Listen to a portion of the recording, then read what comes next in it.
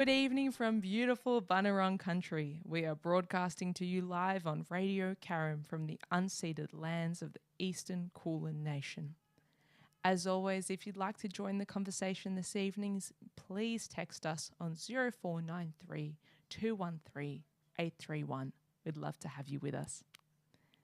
My guest and conversation partner this evening is James Monahan. He is the director of Eclipse Projects, a boutique construction company specialising in multi-residential, commercial and high-end residential projects. He holds a degree in construction management from RMIT University and began his career at Icon Construction in 2000 while still completing his studies. Over the next decade, James handled contract administration and project management. In 2010, he transitioned to Icon Developments, spending 5 years in the development sector. And after a brief stint in Neo Metro, James founded Eclipse Projects in 2016. Initially offering construction and project management, the company now focuses solely on construction. With 24 years of experience and holding both commercial and domestic building licenses, James brings a holistic approach to his work. Off-site, he enjoys bike riding, skiing and surfing. Welcome to the program, James. Thanks for having me. It's so good to have you on, and a little while since I've last had a builder and a construction industry professional who's been on site and in development. So it's really, really refreshing to have your perspective with us, and I'm sure we'll get into really interesting stories and probably unexpected connections between these two worlds across site and design. Cool, I hope so. Before we jump into all that, there's a question I like to ask all my guests. And that's, what's your earliest memory of a building or place? Of a building or place? That's a tough one. I guess it's your first house for me. It's a place that I still pass today, and that just brings back, all your childhood memories and everything else. And it's the where you grow up, where you learn all your skills as a kid and that kind of stuff, and circle, 30 plus years later and you're in a hospital across the road with your wife and your child, and you look down out the window and there's the first house that you grew up in.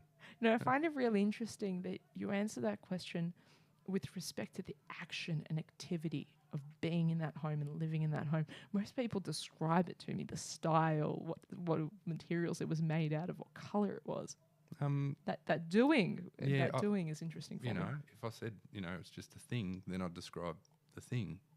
It was a Victorian double-storey brick house. It was all the hallmarks of Malvern kind of thing. But yeah, I remember what it was like to be there, rather than I couldn't tell you what, the bathroom was like anymore or any of those things. I just remember the being of it. I know what the outside is, but inside, that's where, family life started and all those things. So it was a place for memories and for being and for creating, and that's really one of the criterias of a good home, isn't it? Yeah, correct. Like you're building homes for people to live in, but create your memories, and, that's what people savour. And yes, you move over houses during your lifespan, but you'll always remember the memories within the home, not necessarily every single little detail of a home. So yeah, that's probably my first place I'd start. What do you think is the most important thing to get right in your home? Oh, it's tough when I'm currently renovating a home at the moment for myself. You're in the thick of it. Yes, and a little bit of OCD where you want everything to be right, but some things you just let go. I think it's always the character that fits the family that's in there. Having space to everyone to be what they need without, being too, say, over the top or out there, but, a place that everyone can just enjoy. Those specifics are so important, and that's what you get when you're creating a bespoke home and you're working with an architect. You're getting what you need for your family, for your life, and for your lifestyle. What's that like for you on site where you're building these homes that are specific for that family? It's always interesting. You have to work. You have your architectural plan and all the design, but you actually have to work out what the family's like and what they want, because a lot of people would say, oh, what would you do? I say, well, that's what I would do for me, but I'm not you. So how do I learn a bit of you, so that if there is something else, and say, you know, is this the right finish over here? Your kids are, you know, 3 and 4 years old. Maybe think about what the plan for this is over a lifespan of the house, and try and work those things through. It's a lot of the time, I find if you know who they are and get to know them better, you'll have a better result at the end of the day if you're suggesting anything during the build. That empathy is so important. And so is picking a good builder who's able to empathise and connect and work with you. Yeah, it's one of those things that once you know what their understanding, one, of building is, and two, of what they're going to get at the end of the day, you can work through the journey, and you know which touch points you have to talk to some clients about, and other things that they don't want to hear about. They just want to see what it is at the end, and everyone's different, you know, and that's in all walks of life.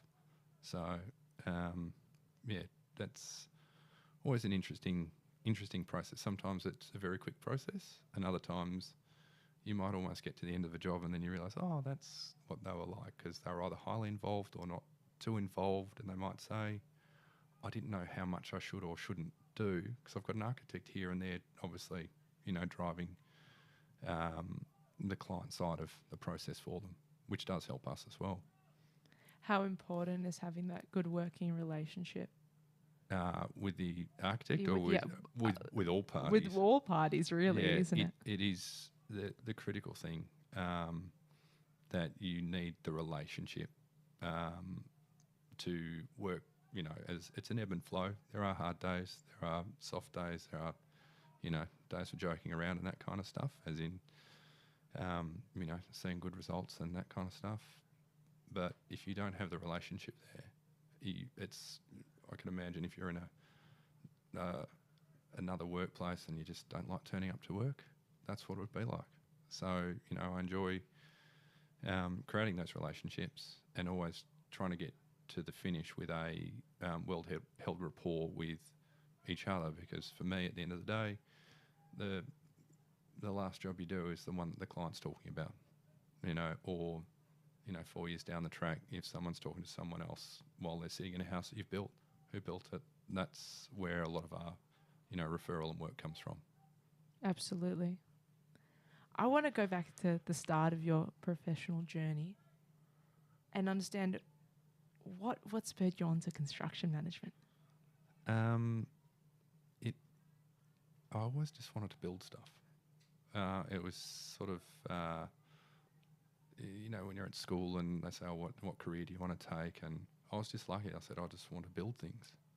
I said, well, how are you going to do that? And you know, I wouldn't say I was the model A+ student. That's definitely not me. But I sort of found, I was like, oh, do I do architecture because I can do that, or I can do building? Where do I want to be? And I just saw the course at RMIT, and that really fits the way I feel and how I'd approach it. And it was what I wanted to do, and I just said, oh, that's the course I'll do. And the guidance counsellor said, oh, what other things would you like as your backup plan? I said, oh, there'll be no backup plan. That's what we'll do. That's exactly what I said to my guidance counsellor at school, and they hated me for it. Yeah, and so, you know, thankfully, it worked out, you know, the way I wanted to, and went through that, and still have great relationships coming out of that course. Still have the same guys in industry that we all studied together, and you know, did projects together and that kind of thing, which is really nice. What's your advice for students who thinking about maybe for next year applying for construction management, or they're not sure what sort of discipline to pick? Maybe they want to do project management, maybe they want to do surveying.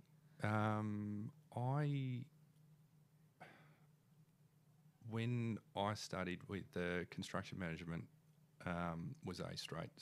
That was a one-side course or one avenue And then we always wanted to have a bit more of the property development thing. And I believe RMIT kind of expanded that you could dovetail a bit of the property development in there as well. I could be a little bit wrong there, but I haven't obviously been back to uni to revisit. And I found that the breadth of the course there gave you enough in all the different areas that when I got out into the working world, yes, you start relearning what the applied practice in the real world is. And even some of my old, staff, when it got to the point of, a bit of change in the road in project management and construction, I said, what path do you guys want to take? And they, even from what we were doing within Eclipse, they still preferred, I wanted to head down the QS road, but they had the grounding across that whole course of what they wanted. It's not a design course, and if you are, your gravitas is towards that, I would, maybe look at something else or have another set of subjects added to it or something like that, if that's what you want. But you do get a very good breadth of construction in there. And, when you learn the theory, then you go into the real world and, you have to start, applying some of those things, and you have to learn a whole lot more as well. What did you learn when you were working for such a massive builder, working on humongous projects? When I first started, it was a very small group, 2 guys. They were nearly, it was a very tight-knit family kind of orientated thing.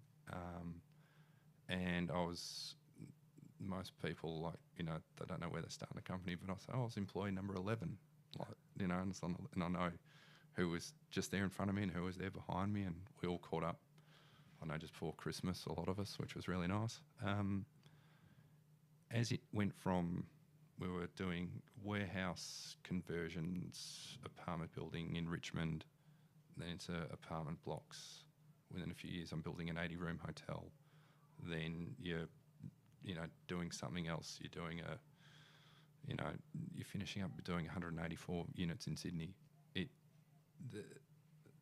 got big, but it always was really well held. Obviously now it's gone through a much larger change with a capital partner out of Japan and all those things, which I haven't been that involved with, but it was good that you had a lot of autonomy. You could take ownership of your projects.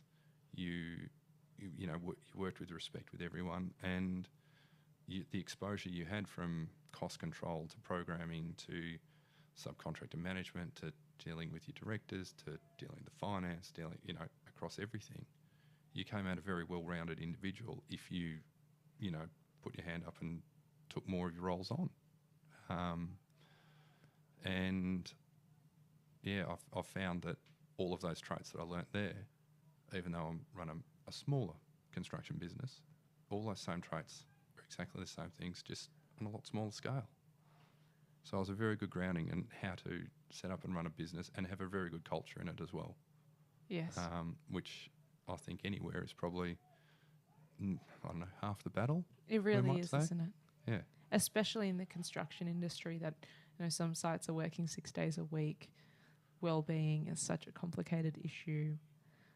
30% of the Australian public is directly impacted or employed by construction. And I think that's a good point of the 6-day-a-week thing. There's a lot of construction that you sort of don't get the break.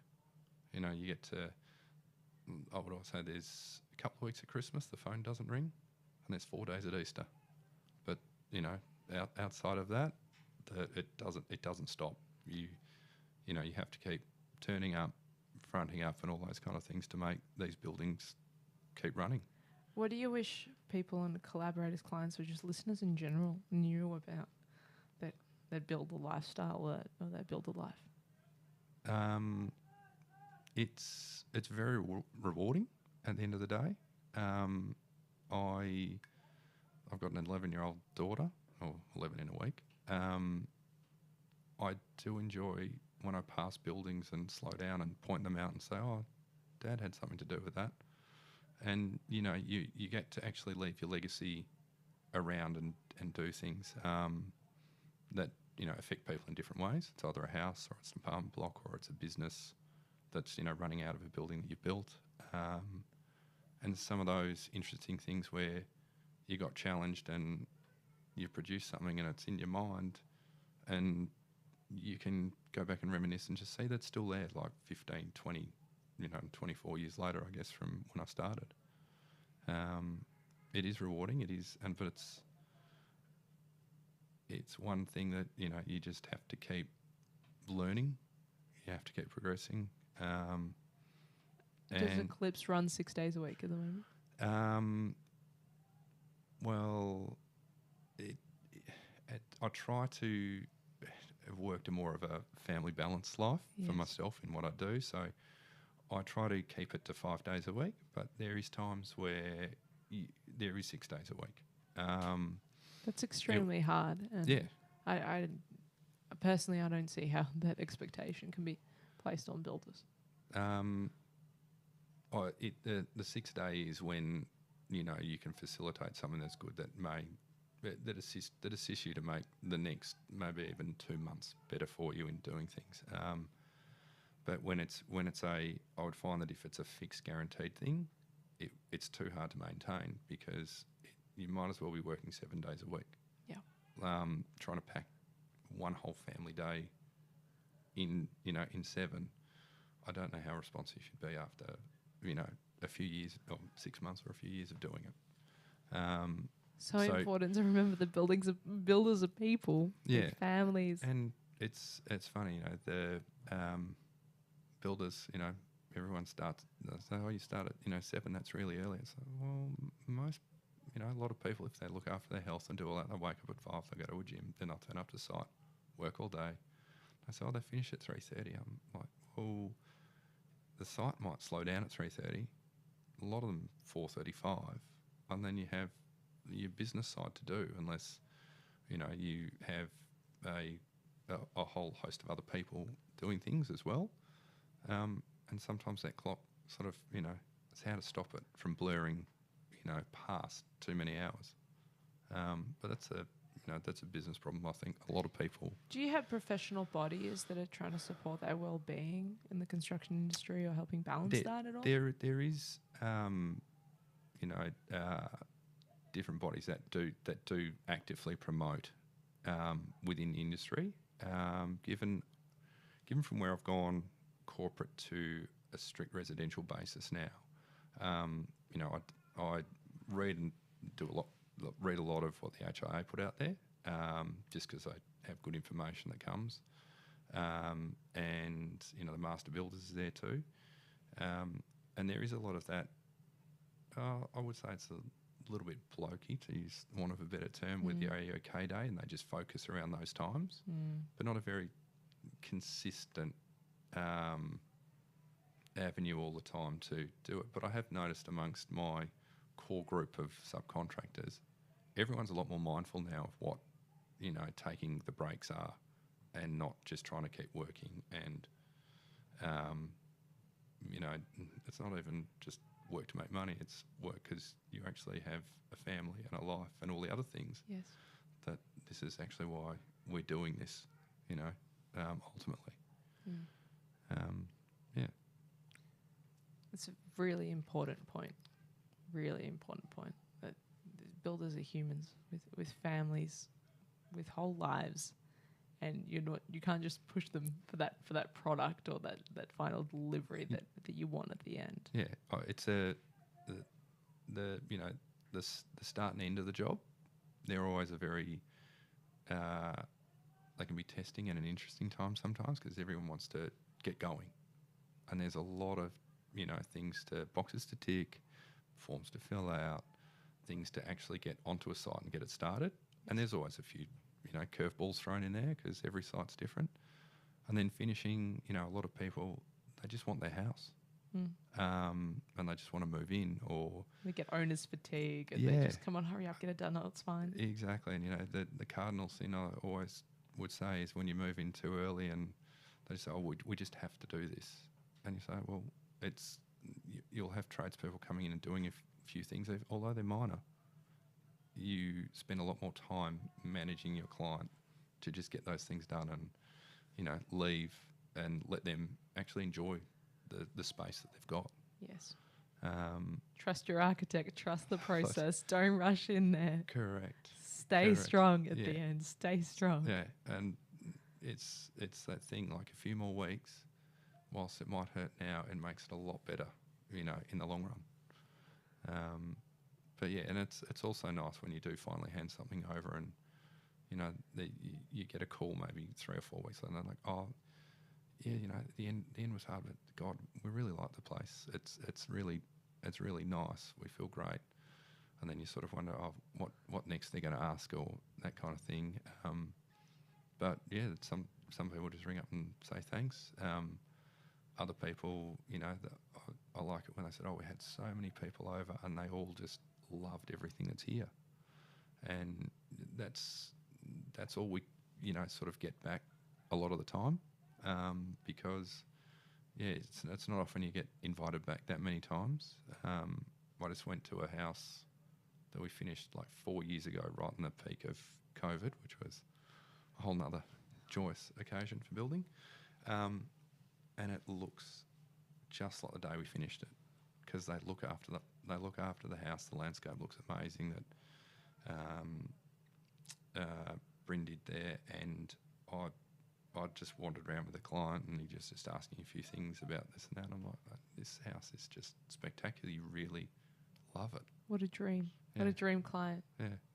I've actually built 2.5 houses for the guy so far, and his wife and family, and they're all lovely people, and I'd be happy to do it again.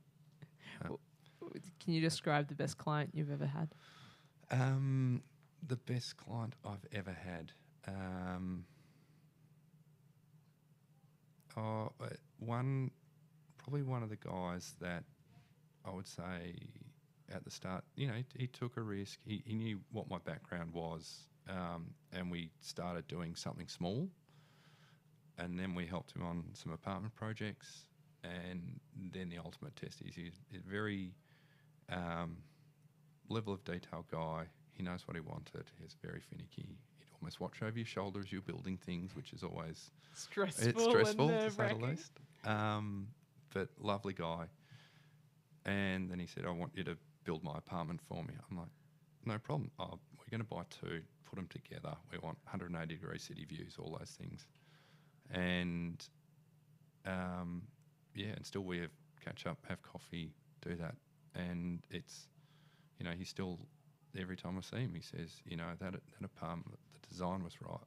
The built's great. We love getting up in the morning and we have brekkie at that end, and then by dinner we're down at the other end of the apartment and everything's just right.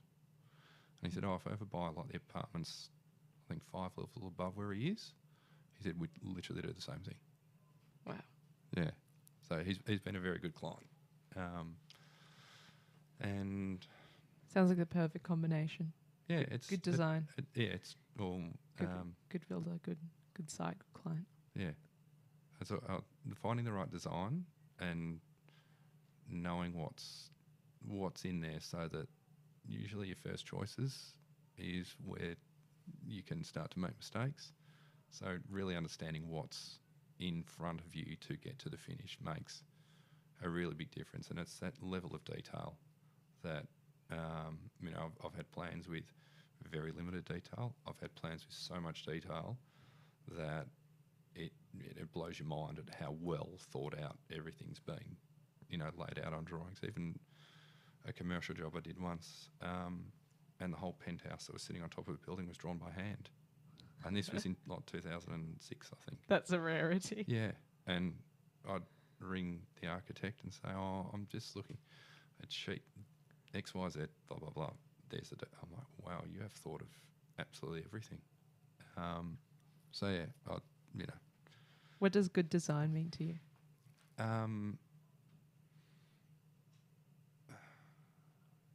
Thinking of good design, I would say there's a look, but there's also the ability to build the look. Putting a reliance wholly on ability to say, I'll just make this happen, is is a difficult thing. Like, we can do a lot, but we might go through looking at one avenue of building or constructing a certain process, and the architect's got a completely different way to do it. But understanding what the end product is and how you can achieve what you need to achieve, because we've gone from, not that I've ever built one, but say the merchant builder's house, which was that nice, easy, simple thing that not anyone can build, but it's a simple building too. Now things look so simple, they are so hard to build. Yeah, all the concealed details because Yeah. you've got no trims hiding anything. Correct. So the buildability within the design is probably key to actually allowing builders to create great products, instead of, if there's shelves on walls, that there's nothing that you can, fix to or have weight supported on, because you'll always find that if you put something there for something to put on, it's not going to be a weightless little flower pot. It will be some bronze statue that weighs like 35 kilos, and you just don't know what's going to be It's there. never the little thing. Exactly. So yeah, having a respect to buildability within your design is important to me, and most architects I sit down and work with, they do understand, like, builders aren't trying to say no, they're trying to achieve a goal that, we might need some tweaks in it just to get what the design outcome is. To bring the design intent into existence, and that's what good collaboration is. That's what working together is. Correct. So, sometimes you might spend hours poring over a detail, and then the simplest thing just works out, and then other times you might just hit the nail on the head straight away. Do you find sometimes architects are over documenting? Are you sick of receiving windowsill details sometimes?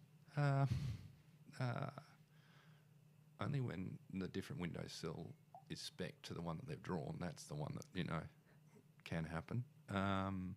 But a lot of the time, in the last few years, there's been a bit of freedom in what is there. Working on jobs where there's no detail almost becomes harder, because a client will look at pictures, and they can relate to pictures, they can't relate to plans. Yeah. So if it is highly detailed, I don't really have a problem with it, because I know exactly what it is, and I know what your design intent and what the outcome should look like. But if it's a window that's drawn with two sides, top, bottom, and that's it, with no specific detail to it, then you start to get into, well, what's your expectation? And expectation versus intent can be, a juggle. Yes. So, yeah, I do like a little bit of guidance, and if it is highly detailed, bring it on. Bring it on. Just. What do you wish architects knew about builders? Maybe particularly builders in your kind of residential space, if that's easier to respond to. I guess at the moment, I've found saying, you just do this. And if it's come from an architect and I've looked at, oh no, you just do this. Okay. And what's the outcome here? How long? How's that going to work? Would you like to take the hammer and the chisel and all that and start to just do this? Because sometimes it's not that easy. And it's the architects that have practice in building as well, I find, might have a little bit more appreciation of the actual time and the effort that goes into making things happen, getting details right, making sure things are as close to perfect, because perfect doesn't really exist out there. Exemplary, that's probably a word that I'd get to in work. But if someone says it's got to be perfect, look around. Is your haircut perfect? No, most people, Is a tree perfect? Yeah. So if architects have that appreciation for how hard builders will try to make their design come to life and fulfill client needs, it works really well. And I know there would be, as with all industries and everywhere else, there would be people that is close enough, good enough. Well, that's not, That's not the space you're in. It's not the space that I'm in, and it's not what I, tell clients. That's definitely not where we'll be. You have to, really work hard and pour effort in. And there's days where you pour a little bit too much effort in, and you have to go and relax and do something else and come back to the next day, because guess what, the next day is a new day to start again, and make it happen. Are you seeing over time the size of houses as growing and growing? They're getting bigger in your experience? Yes. I've found if I could describe it as some houses are bigger, and they might be getting designed behind the timing of family planning. If I've built a house where the children were coming up to mid-teens, but they planned the house earlier than that, and they'd stalled it and whatever, and now it's they're 22 and 23, they're not even home, we're just going to sell and go and buy a smaller house. That's a shame after all that effort. And then the other ones that this will look really good, and it's going to be a great house to photograph and all those kind of things, but is it the right house for the family? Or you're going to all the effort, and they say, it's not the forever house anyway. And yes, you're caught between, I just want to do the best job possible. Yeah. But you're saying you don't want to be here and you'll do something else anyway. It comes back to one of those hills that I'm quite passionate on about intention, and how important getting the intention right in a project, and all parties being aligned in intention in order to bring something amazing to existence. That must be really heartbreaking, because you want an exemplary, to use your words, outcome. And I mean, it's their choice. The buyer, the customer's never wrong. Well, I think, in that case, most people would be there longer than what they would expect anyway. Yeah. It's just it's just that psychological bit where people say something that you just, let it wash and move on, because you know that when the keys are handed over, they're going to love this place they're in. Yeah. And when they have their friends over for dinner parties and they're having a roaring great time in there, they're not worried about, all the little things and some of the pains they were thinking about, and, over worrying about stuff that, an architect has turned around and said, that's not what you need to worry about. But it's, what they might have focused on for 3 sleepless nights. Yes. So, yeah. We've just had a text message come in. Hi, James. What role do you think builders should play in promoting community engagement and social responsibility in construction projects? John from Moorabbin. I guess, John, it's a good place that, community engagement from, you can go past building sites and you can look at them and go, what are those cowboys doing in there? Now, that's not every builder, but I guess as a playing field, we've got the people you walk past, it's neat, it's clean. People say, look at that. And there's nothing better than having, little kids that stop, with their pram and they see the excavator. To them, it's a digger. And, allowing them to see what you're doing and enjoying, what's out there, because that's where they can see the real world of what their storybooks and everything else are doing, in terms of, being respectful around your neighbours and everyone else that has to be involved, because it's not just the house site you're on. It can be, the 10 surrounding houses that, there's that old get on site, 7 a.m, the radio goes on and everyone gets a little bit annoyed. Like, respect the people around you. Always be polite. Talk to them as you would anyone else, one of your friends. And try to make sure that you leave a good impression on the neighbourhood you've been in. There's nothing better than someone else. I saw you down the road. You guys were always great. That's how people come and talk to you, and you get more work, or get referrals.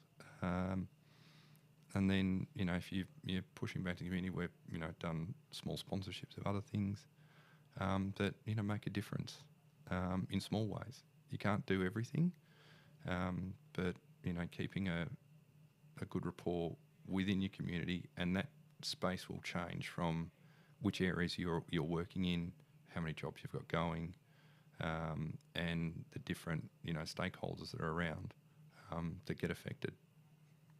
And looking after your little part of the world, as you say, that little element that you can control around side, that you can make a better place and let it ripple out, let that butterfly effect take you onwards. Yeah, I mean, it's the coffee shops that I've visited, close to different sites. There's some that I, will deliberately go out of my way to go back to that community, and it's a few dollars here and there, but it's you still see the people like 5-6 years later. They still remember you. So yeah, if that answers your question, John, I hope so. Thank you so much, John, for your question. I think it's actually so refreshing and important to hear that perspective that, in a way, everyone who's involved with the project is a custodian. It's not just the owner. It's going to be the custodian of the house once it's built. It's not just your architect who's the custodian of the design and the ideas. There's sweating and sleepless nights just, stressing over it.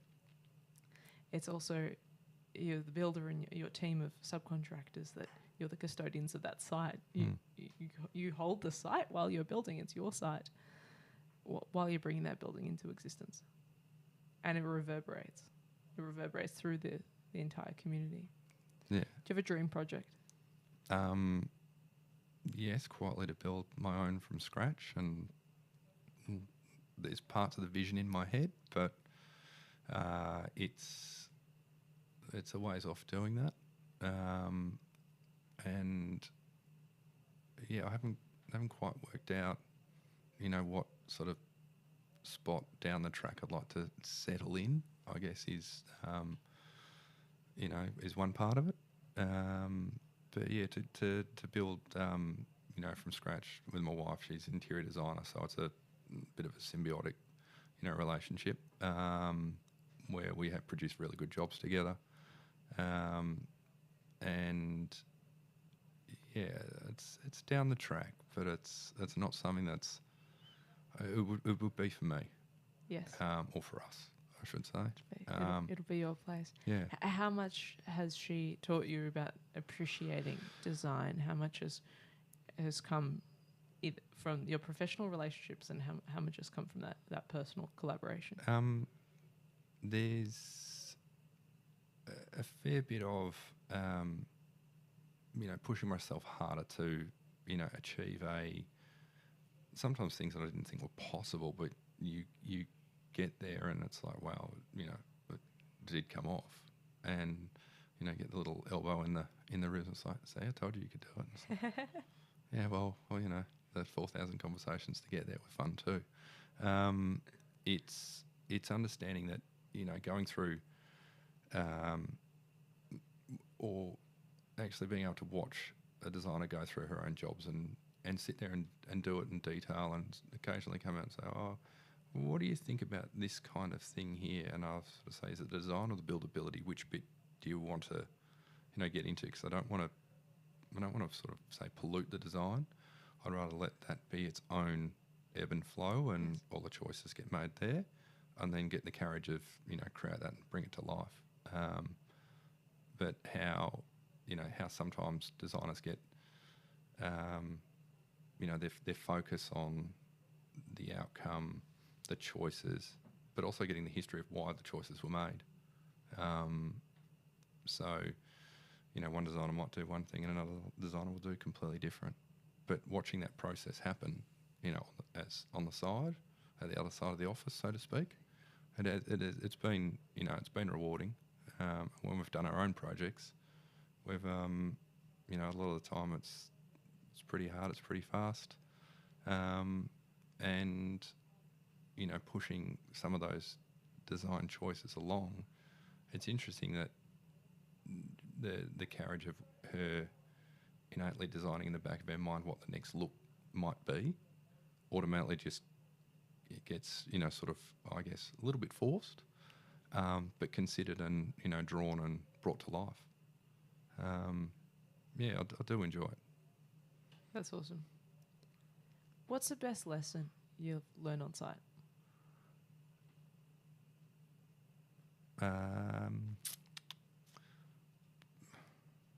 Probably from early days, respecting what all the other guys do in their own trades and making sure that you can teach people not to leave, 20% behind for someone else to pick up.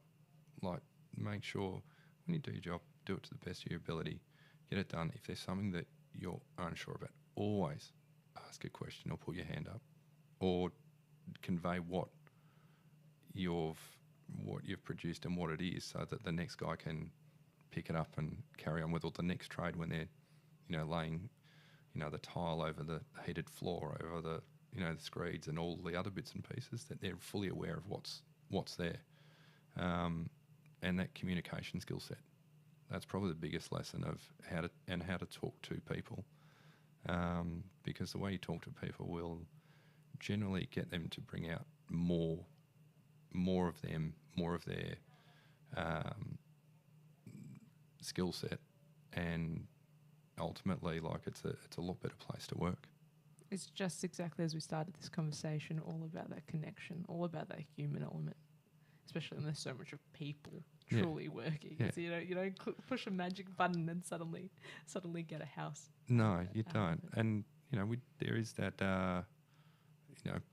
Builders can be real hotheads, and tradies can be, what's that bad language? And I think a lot of that's from what my guys and my teams of tradies and subcontractors have. A lot of that's, calming a lot more now, and everyone's a lot more, respectful. There are, days when it's 37 degrees and you're working in a house with no windows, and it's, it is hot.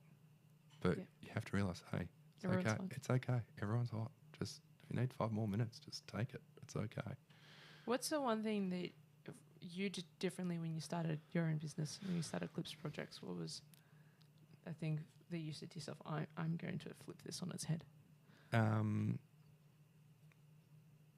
Well, I don't know whether I was flipping it on its head or trying to bring in all of, what I'd had after however many years, and try and take all the best ways of adminning jobs, dealing with subcontractors, running financial costs, programming everything, and give it a very simple way to communicate to the guys that were working with me at the time, and let them take on the autonomy to progress and keep evolving in what they wanted to do. And never, if they asked me if they wanted to expand their roles, it wasn't a no. It was a sit-down conversation, and let's talk about the next bits, and what can you fit into your scope right now. All right, you can do it. If you've got any questions, come back to me. And I really enjoyed that, developing those guys along, and we still, even if they've left, we still catch up. It's there's nothing bad or untoward there. It's always been good. But trying to do that with the guys working with me, with clients, and just trying to keep an open communication line that's just simple and clear. And hearing from, just been back to another good client across the bridge, and we had to go and do a few extra things. That was all fine. They're moving into their new deluxe apartment, and I think they've thanked me probably 14 times walking out the door again. And the wife, she's lovely, big Italian family, loves cooking, so you can imagine the kitchen is full speed. It's made for it, just made for it. And she said, always thank you for always just everything, even if it was bad news, it's delivered. It was very clear, and the good news was the same. It was always clear. We always knew where we stood. We didn't know that, not turning around and things are a month late or 6 weeks late, and there's surprises. There's surprises, but it's it's just how you treat the people and do that. It's fair dinkum, as the Aussie saying Yeah. goes. Yeah, I mean, as I always say, there's no point in hiding truths or telling lies, because if you do that, it always comes back and bites you in the what. Yeah. So yeah, it's just run it as you see it, and it tends to be the way it works. So important in truly any industry. But Yeah. for all listeners, no matter what you do, that's such an important lesson. Yeah. No, you're talking about the guys below you and the teams you're mentoring. What's one of the hardest leadership lessons you've had to learn? Well, one that probably reflected that on myself from when I was, working in my previous life in corporate, and then having the guys under me is, financially, when there's mistakes made, there's some that, they're a couple $100 or whatever. There's some that are not, they're not easy pills to swallow, and managing one of my guys at the time who had made a mistake, and he came to me and said this, and I've got to go and tell the client. And I said, you're not going to do that. I'll do it, because it's my business. It is what it is. I'll go in and do it. And he rang me the next day, and he said, oh, I know it's the weekend, but I felt physically ill for like 2 days, like trying to tell you this. I'm like, why? And he says, because I was just scared you were going to, lose your mind and all that kind of stuff. I was like, well, I can't go back and fix that portion of it, but the way I can take courage and move forward here is that, and I did think, when it happened, I'm like, well, this is not the best result, but is what it is. We went through, client was completely, on board with, what it was, is what it is. And then I remembered, this is probably when I was working, I had to deliver that bad news, and I felt, that way inside, and the boss would probably have the same, things about me. But what I realised is that guy cares as much as what I do about, this process and how fundamentally important it is. And, those, as we were talking before the show, sometimes those big mistakes are the ones that, resonate and really hones your skill set 1,000 times quicker than if everything was easy. Everyone would be doing it, wouldn't they? Absolutely. So, yeah, just having that challenge of, this has come up. How do you get through it? Well, you just have to walk in and just deal with it, tell the truth, and know it is what it is. So many good lessons and insights for the listeners tonight, James. I'm wondering about future projections. There's a lot of talk that with fewer trade schools, with fewer training, there's less and less skilled labour in Australia. I'm interested in your perspective. It's definitely been more evident in the last 12 months in my space of having trades available. I wouldn't say they're down to dictating terms of when they turn up and when they work and all those kind of things, but it's a lot harder to see a new depth of even, carpentry, tiling, plastering. There's certain, groups and communities that obviously do what they do, but reaching out and, exploring new and abundant subcontractor groups doesn't seem to be there. Some of it might, obviously we've spent a lot of money in Victorian government infrastructure. A lot of people have migrated that way because, it's money. It's sustained projects. So, former plumbers that I've known, they just shut their business and started working in their, supervisory roles, that kind of thing, because it was easy in the stress of dealing with, the accounts and everything else and that kind of stuff. And they're not making, millions of dollars working there, but they're making good money that they've seen a change, that they want to take the risk off the table. And I think that's probably the focus in building at the moment, that there are other trades. Trades have been making good money for a number of years, which is fine, and always ebbs and flows. I used to see it in the commercial world when there's 30 plus cranes in town. The city's humming in construction. Yeah. I was driving out of the way full the other night with another friend, and we're like, it's about 5 or 10 cranes. That's not the pace of what it was a few years ago. And certainly I've relied on a core group of guys, and have tested a few others along the way, and some have maintained and stayed with us. But yeah, reaching out beyond that is difficult to find, like young people or my tradies that have an apprentice come in, and they might do a year, they might do 2 years, and then they go off and do something else. Wow. So I think it would be... Is there a solution to that? Like, how could that be combated? How do we... Cause I feel like trades are quite incentivised at the moment with the support that's being offered for training at TAFEs in Victoria, certainly where we're broadcasting from. Yeah, I'm not sure if it's the incentives in trade, or it's maybe a lifestyle generational thing to a bit of an extent, that people are growing up with a different view of what to go out and do. I've always appreciated hard work from anyone, and there's if you ask people 15 years ago, can you design an app and make fortunes off it? It didn't exist. There's a whole new economy out there that a lot of kids that are leaving university aren't looking at, trade things. They can go and do coding or something else that is, that takes out other people. Yes. That would maybe be heading into trade avenues.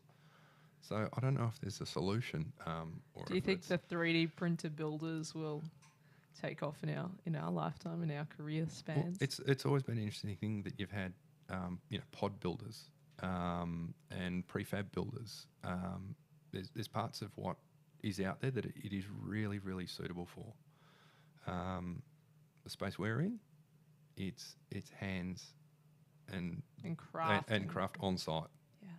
And that's where we pride ourselves in being.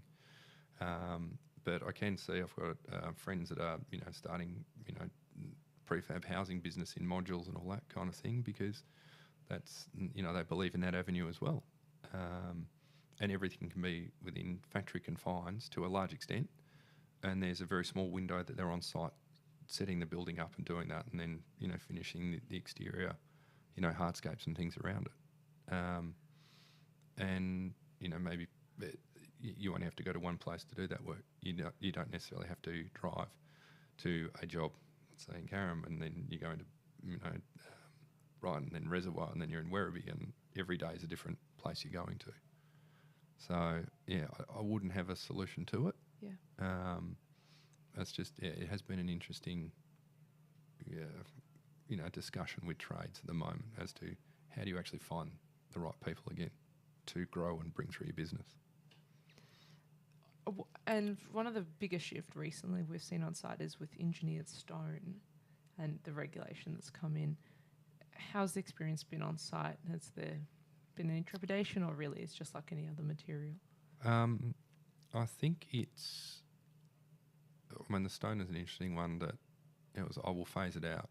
So, well, if you're phasing it out, just drop the hammer and stop it. And I understand there's contractual implications and all that depending on what stage your project's at, can make it very difficult. I think in a good way, it's opening the mind of, if that's that issue there, then potentially what are some of the other issues around all the other things. And you see, that concrete grinding, cutting tiles, everything is, more protection being worn, being used, and more available. On-site, off-site factories, but I think, it's a good thing if they know that product is, I don't know, a dud, whatever you want to call it, then, yeah, get rid of it, deal with something else. Companies are finding different, porcelain. Everyone, a lot of people love natural stone. We deal with a lot of it on our jobs. So, yeah, it's an interesting one. I think it's, the health and safety around it's been a very good thing. And I think it's actually bolstering some more of the other trades and what they, are dealing with on site at the time too. That's excellent to hear. Yeah. That's really, really positive. Yeah. I'm mindful of the time, so I want to ask my last question. But that's, what gives you hope? I kind of hope that people that are, entering in, if they want to be a career builder, that they can actually, find a good pathway, but also find the right people to work with and have mentored from. Probably an important thing. I had two of the best mentors that you could have had, two very different chalk and cheese business partners. They worked very well together. Tell us about them. We still have a bit of time. Well, my first job, I was, coming out of uni, I actually worked in the wine industry with some great sommeliers and just, worked in bottle shops, that kind of thing. And so I better get the real job and go to construction. And, like the old lost dog kind of sign that's at the park, and they've got the little rip-off strips on the bottom. That yes. Yeah. The job was literally on not even an A4 page, and it had little rip strips on the bottom. Young, exciting construction company ripped that off and rang the number, walked in, saw the guys at Icon, bit of private school kind of banter went on, had the job later on, turned up the first day, and it was, I'll go and get lunch. I'm like, a bit broke. Boss gives me $10. I didn't leave for 15 years. The other one was, one was like really calm, considered, did a lot of the development. The other one's construction. Had so much going on in his mind that he had, I think, probably photographic memory too. He was so good to pick up details, teach you all those things, and leave you your autonomy to work the things out and always be able to ask questions. But yeah, they were very different in their business sense. But when you have both of them there, you get the best of both worlds. So it was a great experience to get going, and that mentorship, really helped. To say, well, if I'm going to impart knowledge down the track, that's how I'd like it to come to. And I'd hope that people out there find those people that they resonate with, and you can have a good time, but there will be hard work, and that's in any job, no matter what.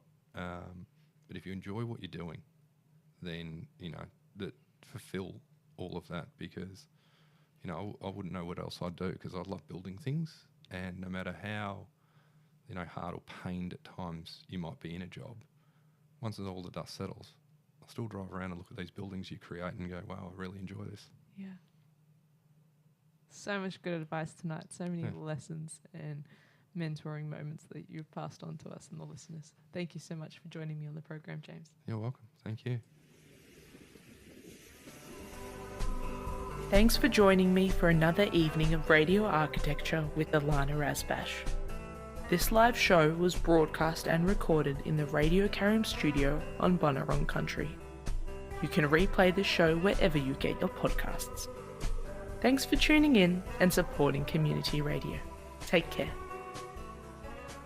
Hi, I'm Pat Tilley. I'm Peter Parker. From the Chelsea Bomb Beach train station group.